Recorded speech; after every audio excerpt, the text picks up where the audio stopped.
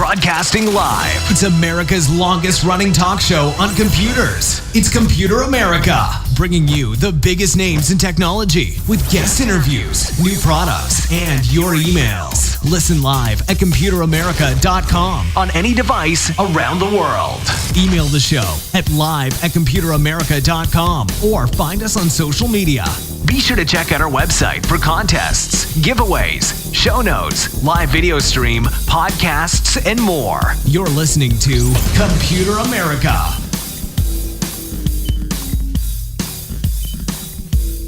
Hello and welcome into the Computer America Show. We are the nation's longest running, nationally syndicated radio talk show on computers and technology. And yeah, I hope all of you are having a fantastic day and welcome into another program of Computer America.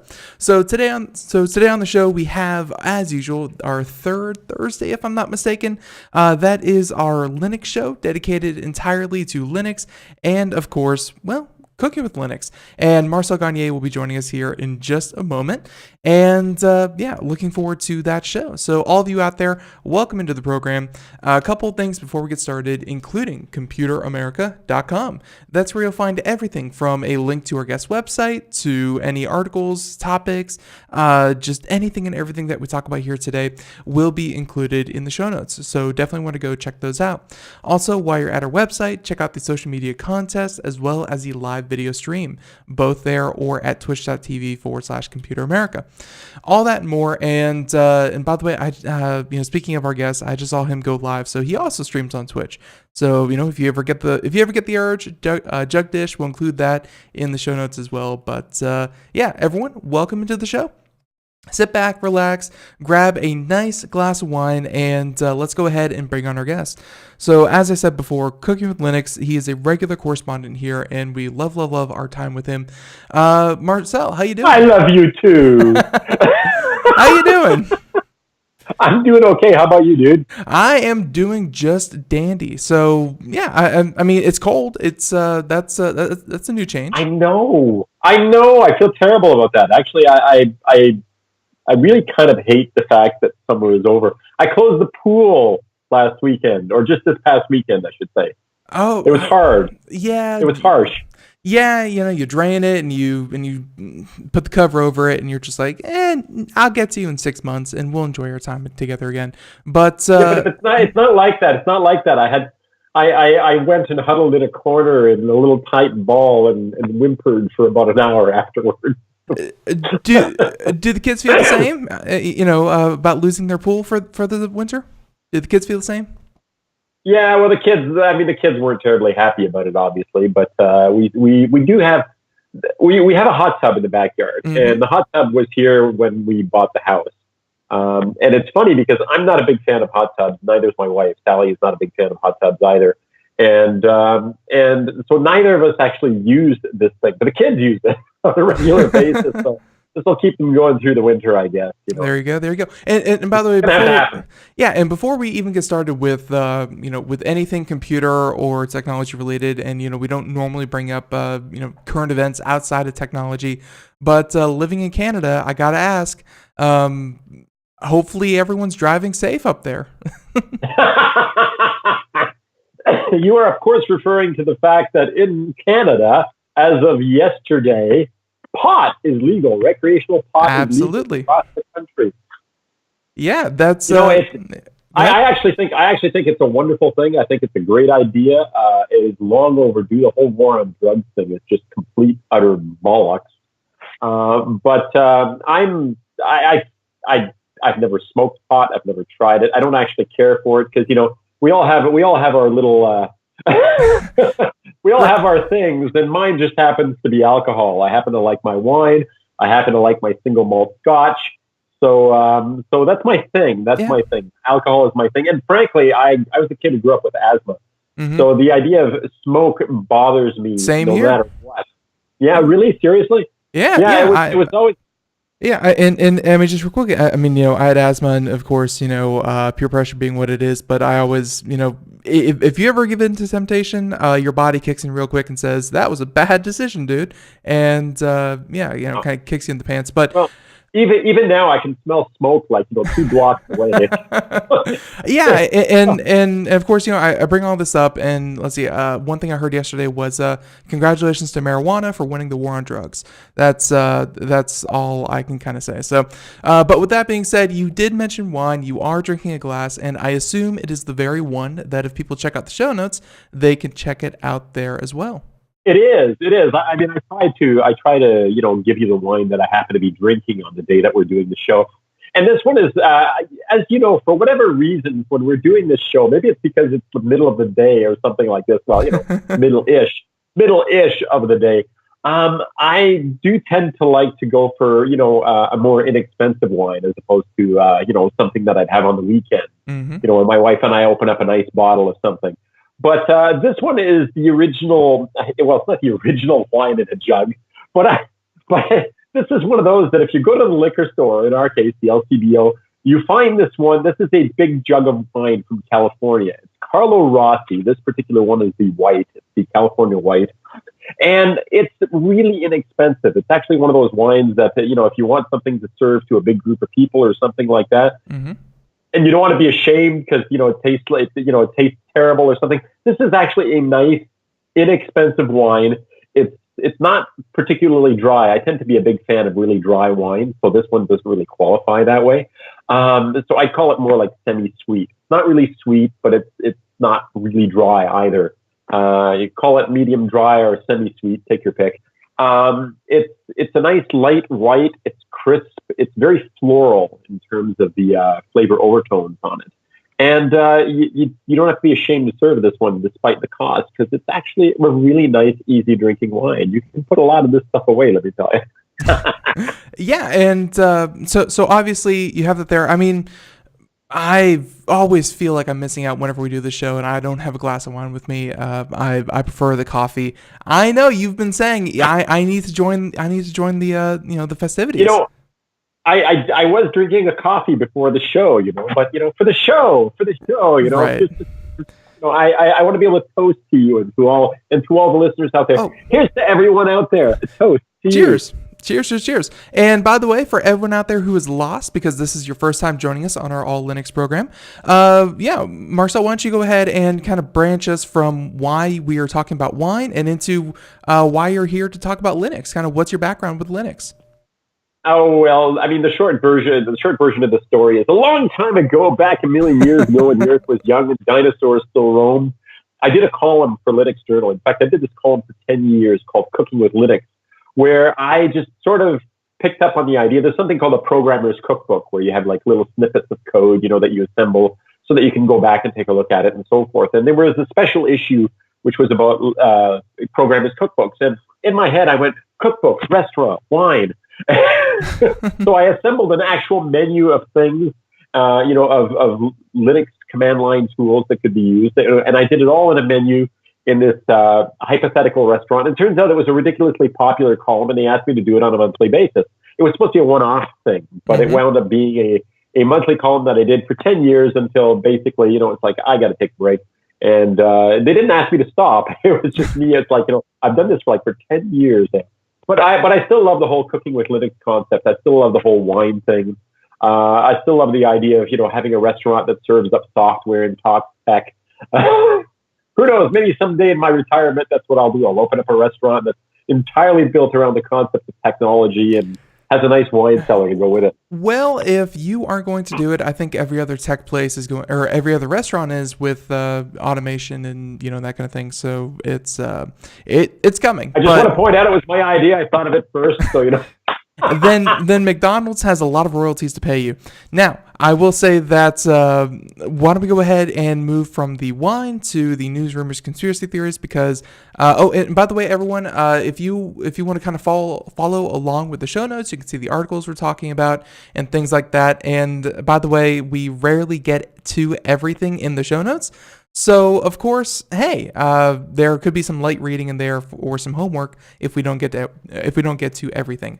But as I said, all right. So we'll try to go through the news rumors like bang bang bang bang bang if we can. Okay. Sure. First of all, right up at the top, as you know, once upon a time, Microsoft was the mortal enemy of Linux. Steve Ballmer famously referred to it. This is many years ago now. Famously referred to it as cancer, and went on a full assault against Linux by getting in bed with SCO and trying to attack it via patents and things like that. And over the years, Microsoft has changed from being the enemy of Linux to being one of their friends. And in fact, you've got the logo up there on the screen. I can see it. Microsoft Heart Linux. Microsoft loves Linux.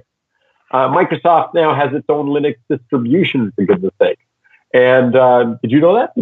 Yeah, I did indeed. Yeah, that has come up before. Yeah, so anyway, so they have their own Linux distributions. They use Linux in their Azure cloud. They have their own version of it to run the switching network in their Azure cloud, to go back to that one. Microsoft has embraced Linux in many, many ways. And while there's still an awful lot of people out, and they bought GitHub recently as well, there are a lot of people out there who still suspect that they may have something up their sleeves, which, of course, I don't think is going to, I'm not sure that that's ever going to change, that people are ever going to stop being suspicious. But Microsoft has joined an open source organization called the Open Innovation Network, OIN. And it's basically a group of companies that agree to cross patents and protect Linux, open source through their patents. And Microsoft has joined that. Microsoft has, I believe they are claiming, although there may be more than that, 60,000 patents. Some of which, of course, are being, some of them covering technology that are being used in Linux distributions, like, for instance, the FAT file system, the exFAT file system, for example, just to name one thing. And this is like their latest thing to say, see, we're not bad anymore. See, we really do love Linux. And not only will we not sue you anymore, which they tried to do, which never worked out anyway, but not only will we not try to sue you, but we will protect Linux and open source software with our huge collection of patents. Now, IBM was at the table with this long before Microsoft was.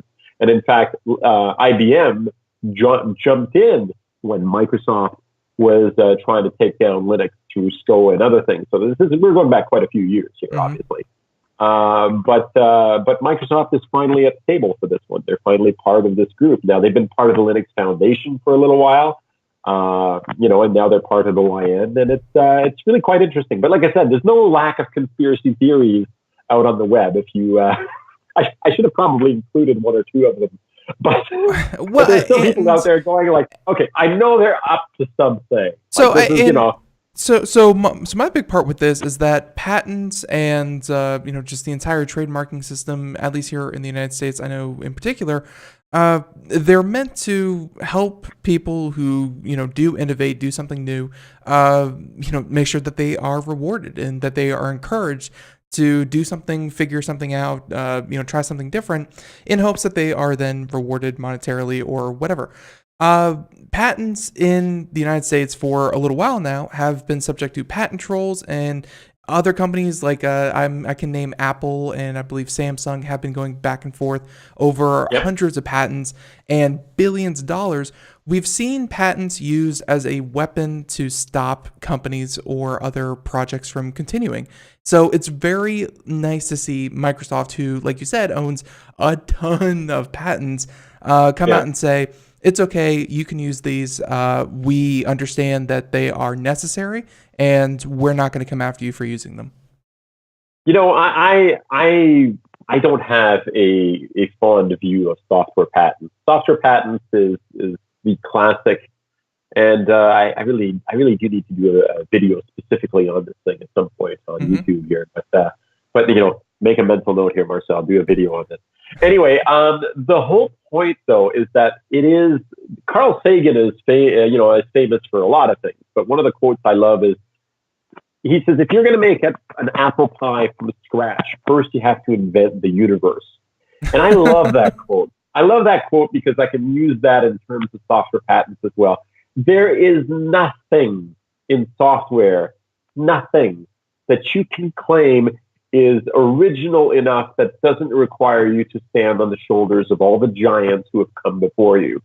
There are countless examples of code and code ideas that go back, and software patents are written in such mind-bogglingly vague ways to appeal to judges and lawyers that know absolutely sweet Fanny Adams about what software is and how it actually works. Things like this, methods for transmitting information via an electronic network. Like, what?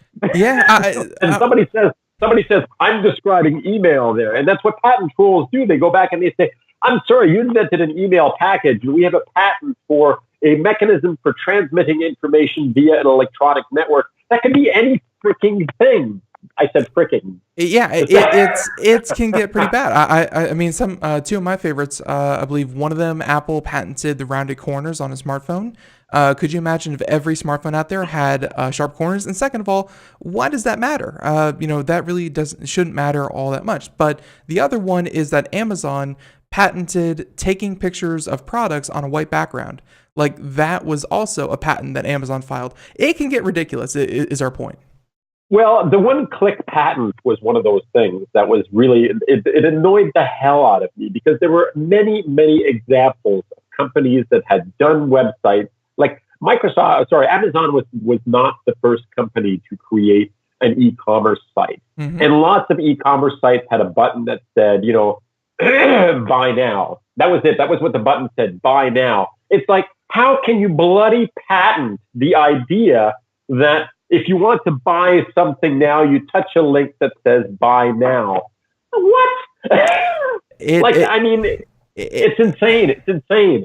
It is, but I think we can take that insanity and switch over to our next story. Let's wrap up this one. Let's do that. So Microsoft, again, kind of coming to the table and saying, hey, we're being a little bit more transparent here, which is never a bad thing. I applaud Microsoft for, everything that they've done over the last few years. It's hard to turn a ship like that around to a new way of thinking. And I am not one of the people who sits back there going, but what are they planning? I'm not that guy, and I don't feel that way. So so I applaud them. I'm glad to see anything that they do that brings them closer to the open source world and the open source philosophy. All right, and there you have it. Now, this next one, ChromeOS and this was either one of your talking points or one of our other guests, but for the longest time, it's kind of Chrome and Chromium and a lot of other basic Google products have been built on the foundation of Linux. That was kind of one of their selling points, and looks like maybe this is just a natural fit, or did this take a lot of work? Talk about ChromeOS here for a second. Okay, well, excuse me. ChromeOS is actually built on Linux. I mean, just as Android is built on Linux. It's an open source operating system under the surface that is, like I said, basically a Linux distribution. Mm-hmm. But the thing with ChromeOS is people found out like early on that was the case. And it was one of those things. It's like, oh, look, take a look. I can go down to the shell here and it's a Linux distribution. And because of that, there were several examples. The most obvious one that comes to mind is someone called Crouton, or Crouton, as one person I know calls it. But Crouton was a basically something to fire up and install a Linux distribution on your Chromebook, like an actual full-blown Linux desktop, like Ubuntu, for instance, so that you could be running that on your Chromebook as opposed to just the browser-centric experience that ChromeOS gives you. And because of that, there's been a lot of call and a lot of people asking for a means to install and run Linux software on a Chromebook. Because, I mean, yes, there's a million things that you can do inside a browser, but there are applications that are available to the desktop user that people have wanted to be able to run on there, which is why they came up with these things like Crouton, for instance. And in the last couple of years or so, Google has been sort of playing with, and now they've made it official that many Chromebooks, except with the exception of some fairly old ones, which probably means the one I've got in the kitchen here is too old for this. I haven't checked it out yet. Now you can install Linux apps directly on the Chromebook. So that's actually a really great thing, because you can install things like the GIMP, for instance, which is a Photoshop-like photo editing package that people want to be able to use. For the people who don't want to use just Google Docs, for instance, and would like to use a local word processor, they can now run LibreOffice on their ChromeOS desktop. So I think it's really, really cool, and it opens up it makes Chromebooks just that much more attractive, because everything that you could do on a Chromebook up to this point was locked in to what you could get via a browser. And now there are all these native Linux applications that you can run. Now, to be So that's clear, what that one is about. yeah, and I mean, to be clear, this is not that, and I am not too sure if you can install completely different distributions, or if you have to, kind of keep what Chrome has installed to keep the functionality of the Chromebook. But all these different programs, it's I come kind of in your head, because I'm not too familiar with the with the Android or the Chrome App Store, places like that. How much does this widen the available programs? Because I think that they were pretty broad to begin with, and then this is just going to pile on. Well, ChromeOS was entirely browser based, or is entirely browser based. Okay, Right. so you were limited to what was available through websites, or through applications like Google Docs or Google Photos or things like that. So there were some limitations in terms of what you could do, because it had to be something that was available through a web browser. This opens up literally tens of thousands of applications. Like this is no small feat. This is like thousands and thousands of applications, games, office applications, audio applications, all sorts of things. It's a big deal. And I guess one of the things I should mention here, this is Linux apps specifically, but newer Chromebooks also come with support for Android apps, which is like another few 100,000 applications. So this makes ChromeOS incredibly attractive as an alternative, especially since it's this thing that automatically updates itself. You don't have to worry about it, and if you don't want to install applications locally, you don't have to do that either. But I think this is a really, really big deal, especially for people who want something more complex than your average Android app. And actually, I just opened up this new project from Google just to kind of look at it, and hey, right here on the front page, it shows a Chromebook. If Chromebooks weren't attractive to you before for one very particular reason, which is gaming, and just the fact that Chromebooks are known for modest, to put it nicely, modest hardware specs, and you can play the latest games, whatever.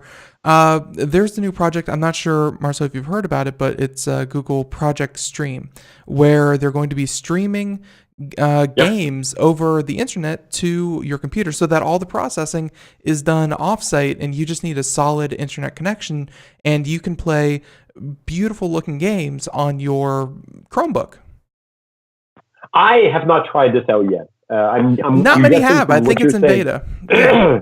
Oh, it's very recent. I mean, I saw the news release for it a few days ago, and I thought, check this out. But I have not as yet done it. Maybe I should do it after we're done here. Yeah. I'll fire up a game and try to stream it on Project Stream and see what it's like. I'm just saying that it really shows that Chromebook, they're not looking to, and we're going to ignore the Chromebook Pixel. They're not looking to turn this thing into a complete powerhouse, but instead it's going to be a very, very good utility tool. And if you can throw some Linux on there, some Linux applications as well, that just adds to that. And by the way, I've been using a Linux program, or at least it's available for Linux. It's on Windows and Mac as well, but a program called Inkscape. I don't think we talk about that often, but that's very powerful as well. So, hey, maybe install that one on your Chromebook. But there you go. And that one from Linux Journal. Hey, I've heard of that publication before. Yeah, so have I. I've heard of it. Now, so last month, one of our topics of conversation for a good part of the show was the fact that Linus Torvalds, he took a sabbatical, or he did not say that he's leaving forever or good, but simply he's taking some time to introspect, see wants. Learn some compassion, I believe was one of the phrases thrown around. But it's been a month without the without really the figurehead of Linux, not so much the day-to-day operator of Linux, but just kind of their spokesperson. How's it been? You have this article here. How's it been since then? I guess we this had just been like about a week left. It hadn't been a long time since that had happened. And I did explain that I thought that, a code of conduct that basically says be excellent to each other is actually not such a bad idea. Don't be a dick, as Will Wheaton likes to say. Will, see, I'm paying attention. There you go. Yeah, don't be a dick. Anyway, but it is kind of amazing. We're like a month in now since this happened, and the article here by Christine Hall. I think this was by Christine Hall. Yes, it's Christine Hall who wrote this. And she's sort of going over the ground as it exists right now, which is basically none of this has quietened down. If anything, there are more and more people shouting at each other, and like Linux development itself is not in pandemonium. I mean, everything is proceeding basically as it always was. So there's no, granted without, Linus, looking over it every single day. But the fact is that isn't affecting the business side of things. But God, there are an awful lot of people who are sitting there talking about codes of conduct and whether they belong in software. And this is starting to spread out to other groups as well, because there are different foundations and different programming groups and so forth. And I'm saying it specifically in the open source world, because the open source world effectively opens its doors to everyone. So everyone can get involved. Right. So what that means is you wind up with an awful lot of opinions. So the pandemonium that she's discussing, or that's being alluded to here, is that not only is this not dying down, it's just like it's a constant topic of discussion out there. It's one of those things. It's like do we need to do this? Is this a good idea? Is this a bad idea? Maybe people who have thin skin shouldn't be part of development. And there was some thought that Linus is not exactly the most soft-spoken person. He's very he often makes headlines for calling people out and just being kind of blunt. But what you're saying is that toxicity isn't just from one person. It's a product of the community. It seems. It seems that everyone is kind of well. A lot of. I'm not saying every single person out there is being cruel to each other, but things can get heated, and it really only takes a couple people before big shouting matches happen. I have a theory about this, and I'm not the only one who has this theory, and it's that when you separate people with the wall of the internet, so to speak. The protection of a screen. Yeah, exactly. You've got the protection of a screen. The people on the other end aren't people. They're text messages. It's almost like you're interacting with a video game, for instance. It's like, so what if you if you send your troops in to wipe out a whole group of orcs? Mm-hmm. That's what the game is all about. And I think that there's this disconnect that happens. The people who had someone sitting across, and I think about this with Linus, because more than one person, myself included, has felt that in person he's a sweet guy. It's like you don't see him shouting and freaking out at people, and he's very friendly to people who come and talk to him and chat with him. And yet you put him behind a screen and all hell breaks loose. And I think that that's true with a lot of people on the internet. The expression "internet mob," for instance, it's like somebody says something and then everybody gangs up on this one person, whereas that by and large, if there was that person out on the street and they did something idiotic, you wouldn't have 1,000 people ganging up on them to try to completely destroy this person and ruin their lives from this day forward until the end of time. No, because that's an actual person standing out there on the street, and you have to confront them, and you have to confront what you've done to them.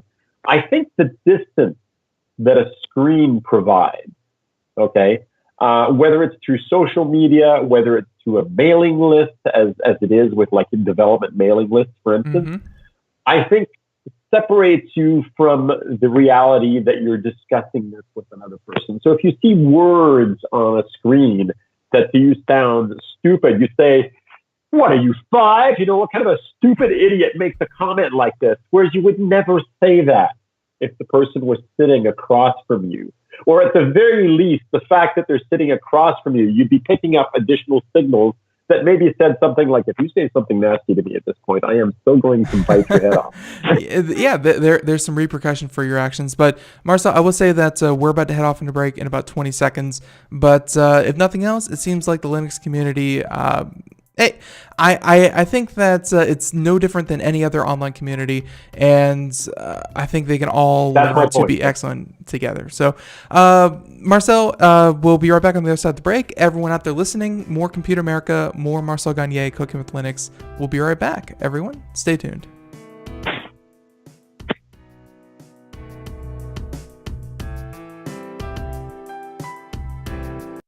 We are all Brother Wolf.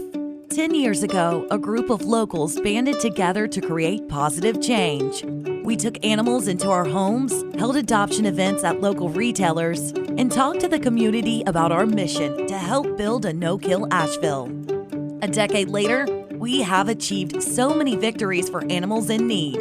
There's been so much progress, yet there's still so much to do.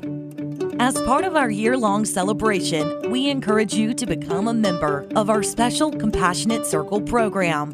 With a monthly donation of $10 or more, you will have behind-the-scenes access to the work we are doing at Brother Wolf. Our goal is to reach 1,000 members because we receive no government funding. Working together, we can help build and sustain no-kill communities. Learn more at compassionatecircle.bwar.org. We are a 501c3 tax-deductible organization.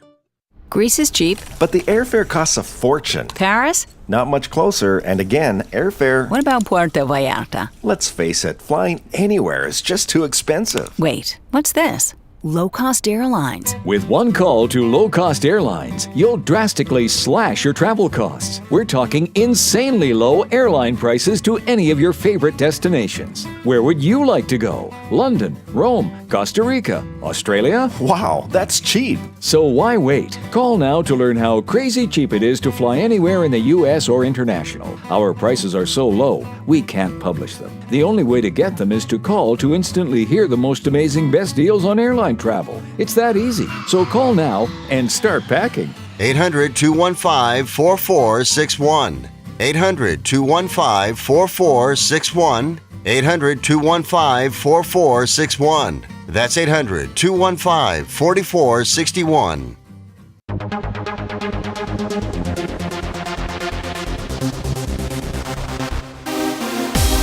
And welcome back to the Computer America Show. It is 32 minutes past the hour as we continue on here. And for anyone just joining us, if you missed any part of today's program, I know that that there's a lot of you out there that really enjoy these segments with Marcel. Check out our podcast. It's simply Today's Show in its entirety, rebroadcast wherever podcasts are heard. So you can definitely go and check that out. But yeah, as I said, Marcel Gagne, Cooking with Linux, we continue on just wrapping up the story about, the Linux community and the fact that, hey, who knew you could not attribute all of a community's problems to simply one person? Wow. Amazing. Who knew that? What a shocker indeed. But there we go. News, rumors, conspiracy theories, all that kind of stuff. And, the show notes are bountiful. There is a lot more here to cover. And, this next one here, music. So okay, wait. I'm waiting. Continue.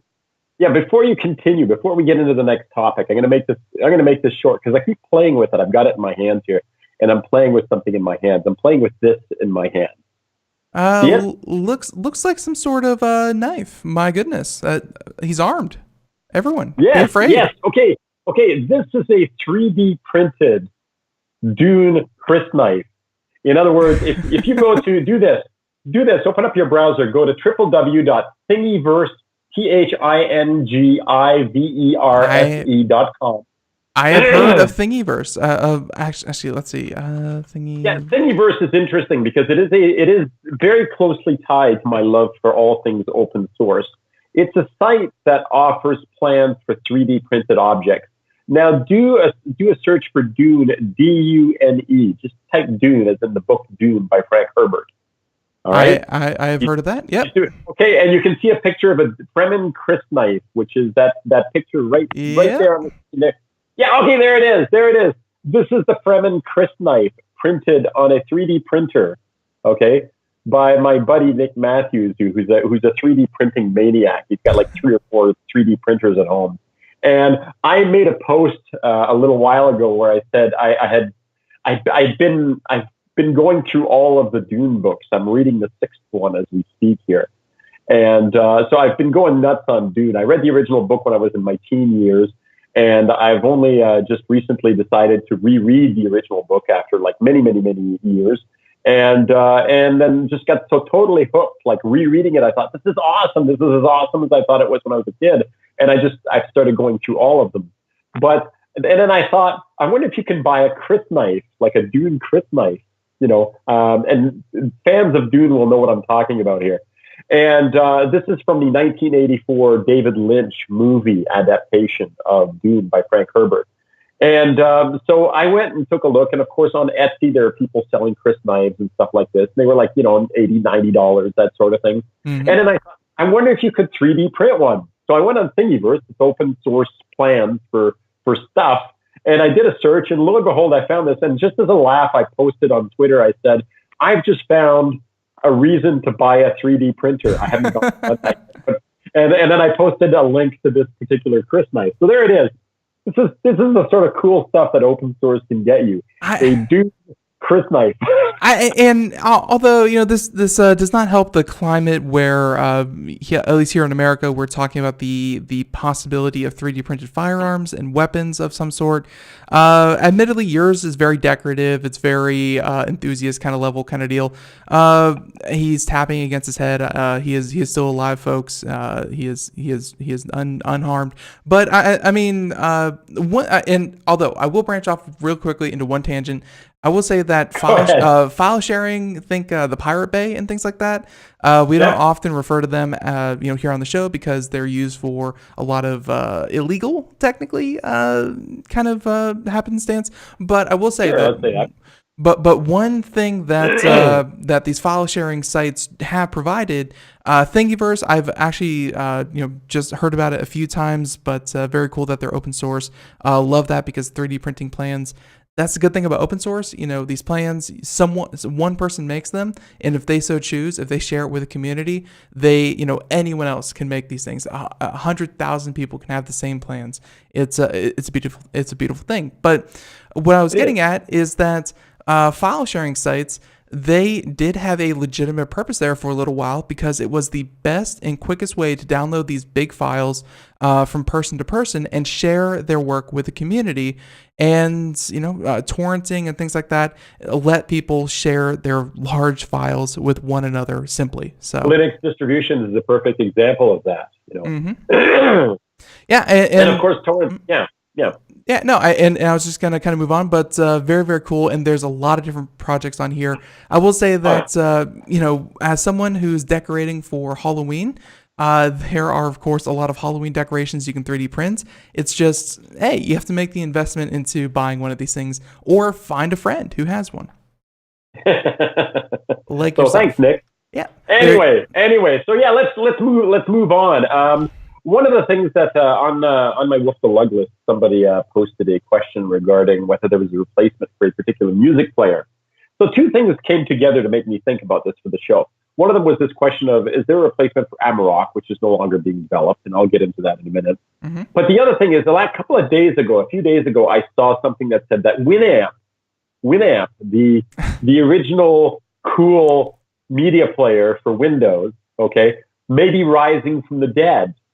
And there may be a new version of it that's available. And it made me think about the fact that the WinAmp style of media player was so popular that it spawned a whole pile of offshoots and a whole pile of people who were creating versions of it. And so what I wanted to do here is show you a few examples of media or music players in particular, not video players, but music players in particular that are available for Linux for the Linux desktop. And these days, I have to confess that me personally, I tend to use my Google Home unit to play music. Uh-huh. But I have like hundreds of CDs that I have in my basement. Now, they're all in my basement, but they're also all ripped and stored on my NAS, my network storage unit. And I have put a whole pile of them back on my PC so that I could start playing with these old things, just for the pure joy of it. So I wanted to cover a few of those, for people who actually aren't using a subscription music service like I am. and who might still have a lot of music files that they like to play on their PCs. So let the music play on. What's that from? Quick. I no idea. All night long, Phil Collins. Let the music play on. Oh, right. You say any more, and I have to pay royalties on that. So that's yes, be careful. Yes. I think we're allowed 10 seconds, aren't we? Yeah, something like that on radio. But like Anyway, so the first one we're going to look at is called Promo, Promoe. And for anybody out there who knows anything about WinAmp, I mean, come on, if you've been playing with computers for any length of time, you remember WinAmp. And this thing starts out with just the top unit, which is just like the if you think of it as the amplifier.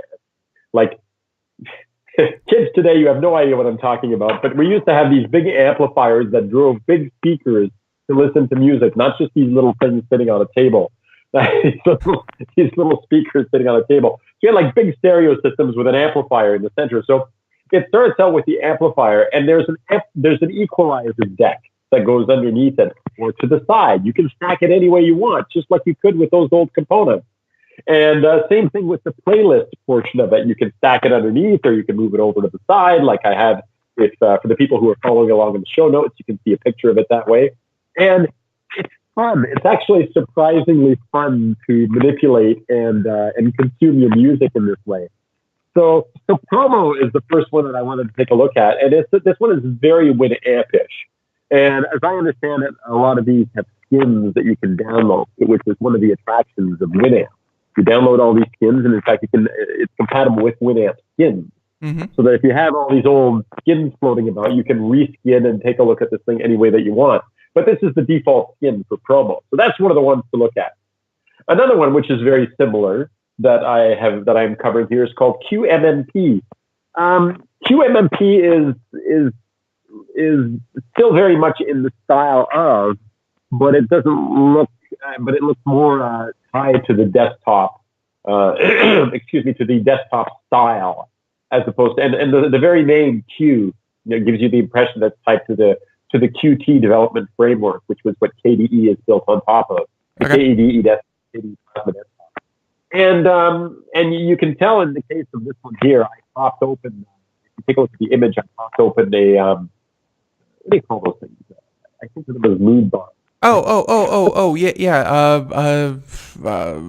Level or visualization. Yes, there you window. Go. Exactly. Yeah, so you can see the the light bars moving up and down with the music. It's actually fun. So if you've got like some space open on your desktop and you want to see stuff happening while you're listening to music, we have a pretty simple one that shows when you're talking here on our live stream. It's I see it. I see it. Yes. Here they go. Right. See, now he's making a dance. But yeah, it just helps to, and really it does help to see if you need to turn anything up or down to, kind of give you a more equal, constant sound level. But yeah, so I mean, pretty robust though. It's and that equalizer is going to help, kind of sort that out.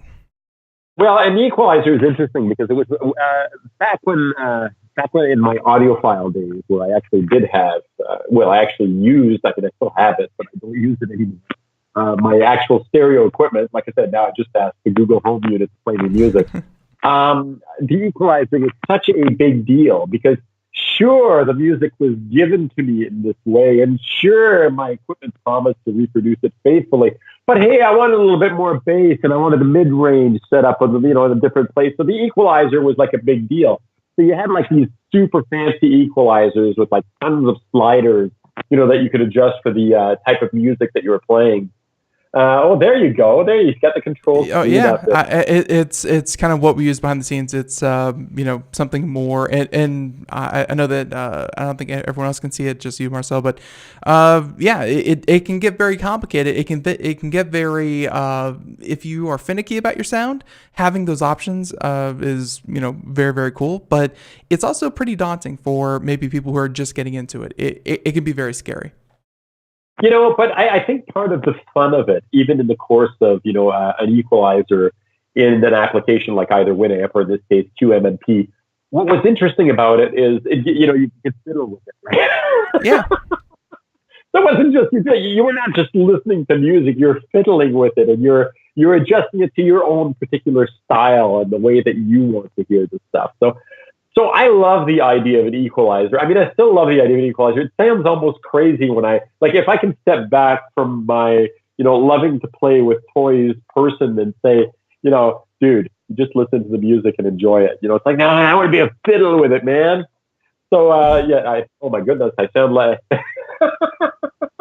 No, and of course, so you found that here. I mean, does this one come with skins as well, or is it just the dark theme, kind of deal? It is in theory skinnable. I didn't bother going through the trouble of actually trying to skin them, but this one does not appear to be skinnable. It's supposed to have downloadable skins, but it isn't using the classic WinAmp skin. I gotcha. Okay.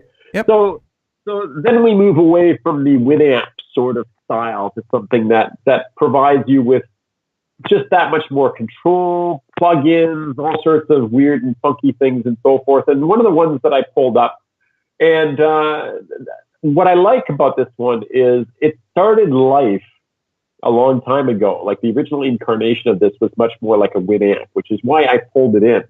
And it has since shifted to a very different looking music player than and in fact, what I think of as more of a classic desktop music player, as opposed to, something that's trying to mimic an old style amplifier, tape deck, equalizer system, that you would have, like the stereo unit in a cabinet that people used to have in their houses.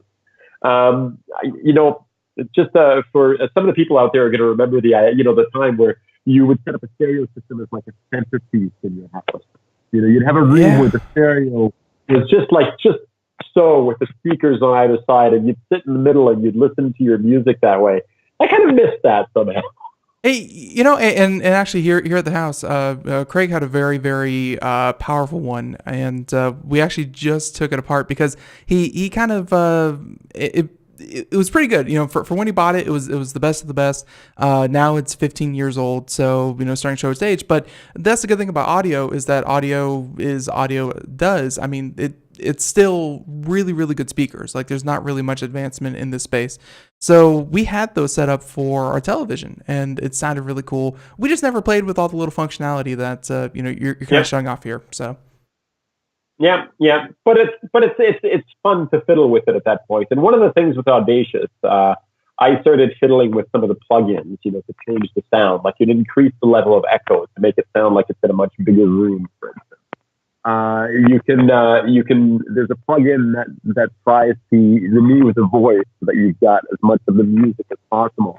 The sort of thing you'd find like in an application to modify audio, like Audacity, which we discussed on the show. I think we discussed it last month, in fact, if I remember correctly. And so some of these audio manipulation tools that are available for it, and it's a nice, clean look. And in fact, if you just want it as a desktop player, I know that in the screenshot for people who are looking at the video portion of it, I've got the equalizer visible there. So I've got the equalizer visible one set up, and I've got the plug-in things. There are like tons and tons of things that you can do to change how it works, including feed from a network audio stream.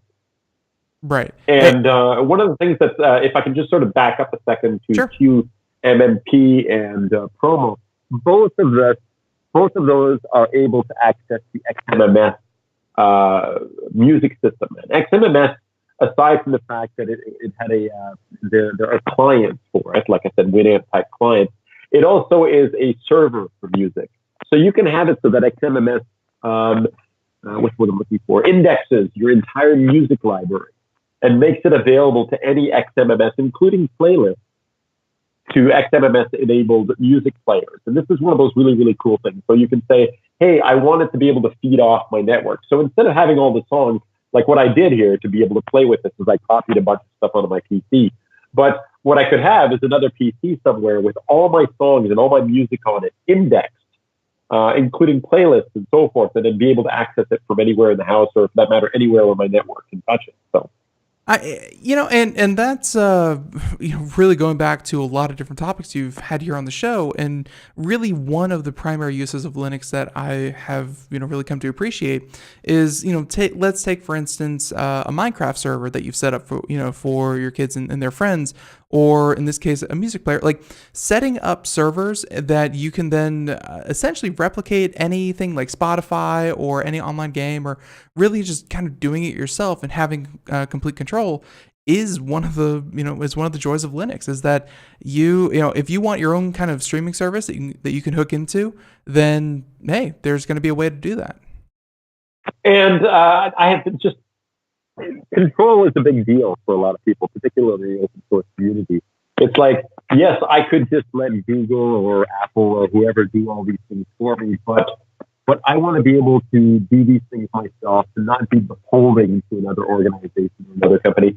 I confess that, I have Netflix, and I have Google Play Music. I guess they call it YouTube Music now. But I have a friend in BC. Hey, Bruce, how you doing? A fellow journalist type who makes fun of the fact that I use these services. He's one of these guys that buys these expensive and crazy audio players and loads them up with 40,000 songs in his music collection that he's built up over the course of, however many decades. Yeah. And he's not willing to give up that control to anybody else, or to give up the fact that he owns the music. For some people, the idea that somebody out there, that you don't really own the music that you have. You're going to be permanently paying a monthly fee on it. For some people, that's a little bit harsh. I have friends who still buy DVDs on a regular basis. And I haven't bought a DVD in 3 years. Yeah, I'm not saying that this is strictly through, the lens of age. I'm not saying that because he's not 20 that he's not going to be afford this. But let's just face it, that he has decades of built up investment. That he's paid for music, he's worked on it, and take someone who may be a couple years younger than me, even who's 18, just starting out and wants to listen to a lot of different kinds of music.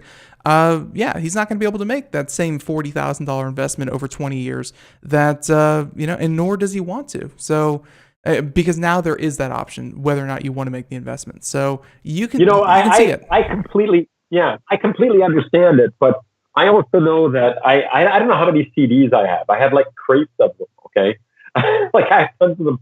And I went through the process of selling all my old vinyl years ago. Okay. So I had I don't know how many vinyl albums that I got rid of. And of course now it's dude, you sold your vinyl. What were you thinking, man?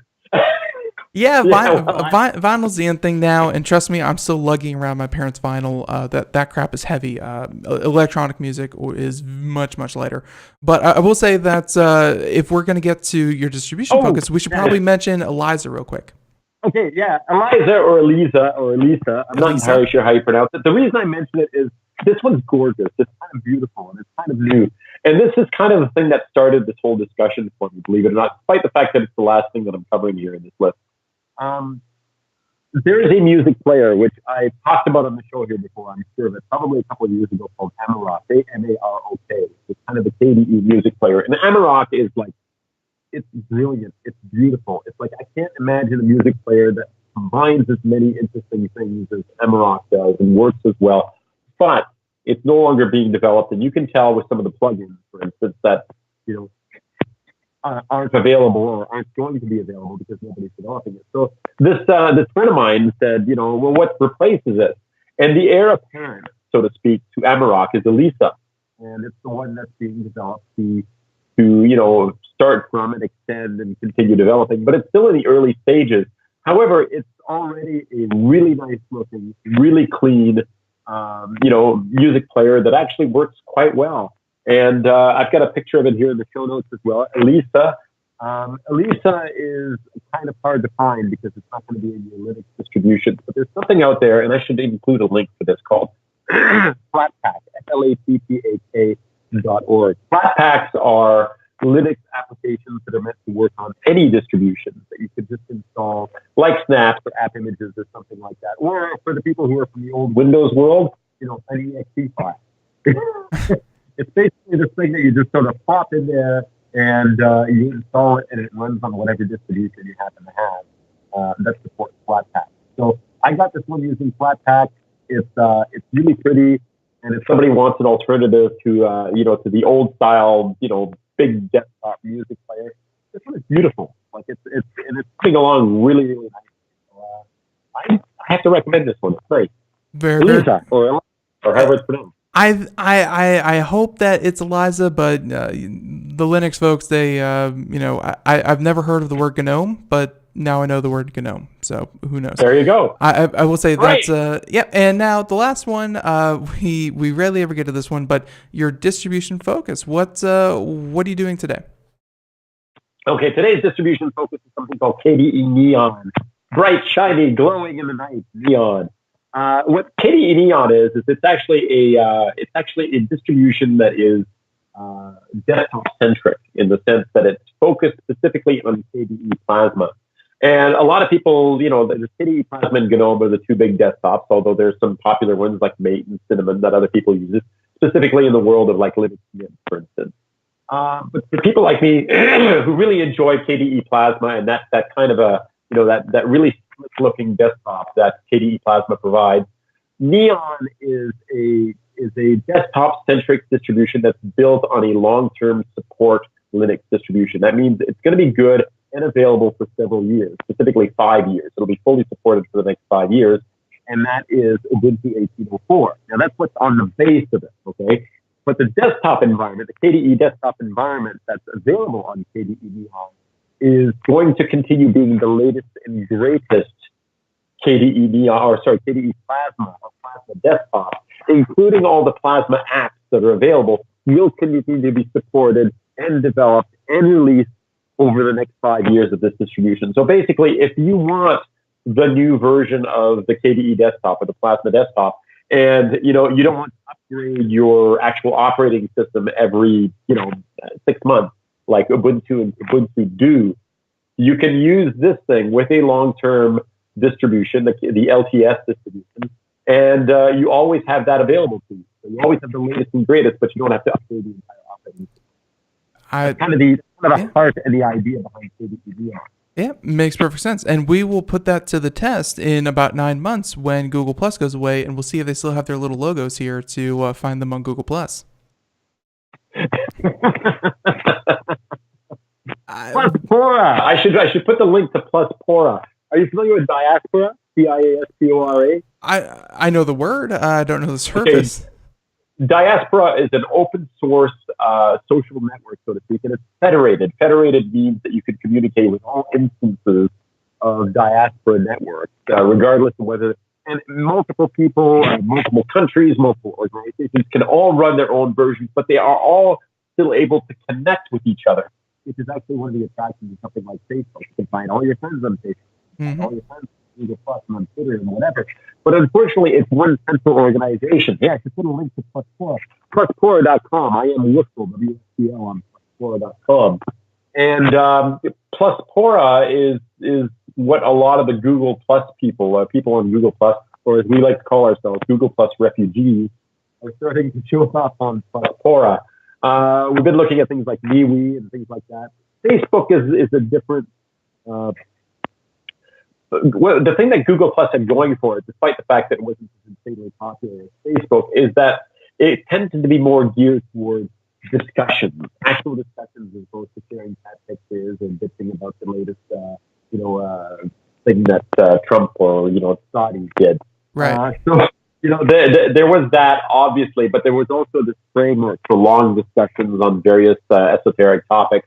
And Pluspora seems like or Diaspora, but in this case, Pluspora seems to be like the best choice for picking up where that left off. So. Okay. So there you go. Yeah, and the logo will be gone, and they'll have a Pluspora one instead. There you go. Able to squeeze one in there as well. But I will say, Marcel, let's see, music right there in the background. It just started. So yeah, we are actually able to get to everything, although we didn't get to kind of just wax poetic about nothing. But hey, maybe we can save that for the next time. I think we already did. It just happened throughout the show. Probably. So I'll leave you with the last word. If people want to find out more, because obviously it was a lot of fun talking to you, if they want to hear more of what you have to offer, where can they go? All right. Well, first of all, go to youtube.com. Make sure you subscribe at Freethinker at Large, FREETHINKERACLARGE, all spelled out. Freethinker at Large, youtube.com. And that is my YouTube channel where I do a lot of cooking with Linux videos out there. You can also find me on various social networks. I'm usually Woofle, which is writer Freethinker at Large, WFTL. Twitter.com/WFTL. Quora.com. You'll find me as WFTL there. On Google, I tend to be Freethinker at Large. And of course, you can go to cookingwithlinux.com. But typically, if you want to stay right on top of what I'm doing, either Twitter or YouTube are probably the best places to see my latest content. Perfect. And all of that will be included in the show notes as well. So, Marcel, until next month, thank you so much for coming on. And you're right, where the heck did summer go? Until next time, everyone, thank you for joining us here. Thank you for enjoying our Linux show. And be sure to catch us here tomorrow, same time, same place, as we do another Computer America. Everyone, have a great day. Bye-bye.